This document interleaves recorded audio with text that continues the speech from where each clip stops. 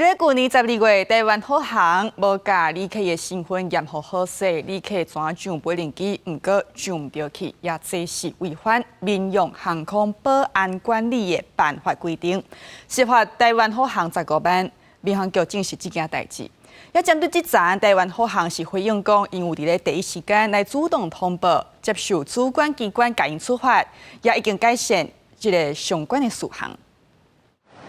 去年12月，一個旅客原訂坐台灣虎航班機對高雄飛往東京成田，卻是坐上高雄飛台北的班機。地勤人員無佇當時發覺，隨後佇檢查票根時發現有各樣，才趕緊把已經上飛輪機的旅客帶落飛輪機。民航局講，本來已經違反民用航空保安管理辦法，罰虎航15萬。虎航講當時主動發現，及時依照相關程序來處理，對着開發甲經過處分，虛心來接受，並且已經完成改善。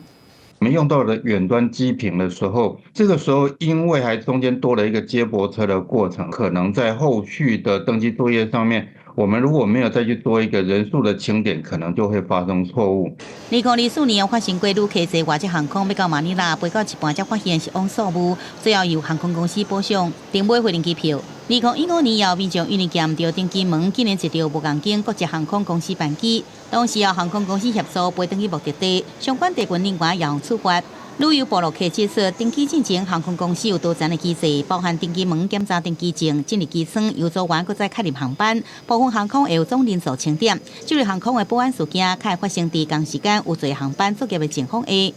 提醒旅客提早在登機時間開始之前就抵達登機門，不要壓線抵達，要確實進入到登機門的區域，並且核對螢幕上面的航班號碼以及目的地。不小心起飛以後才發現自己誤搭飛機，並且已經到達目的地的時候呢，在當地因為沒有相對的簽證，除非辦理落地簽，並且及時的進入到機場，有可能會遭受到必須要原機遣返。專家提醒，最近發生旅客因為食飯問題延誤趕袂赴飛輪機的事件，提醒旅客嘛要多多注意登機資訊，及時開入航班甲登機門的資訊，確保入定的順利。記者綜合報道。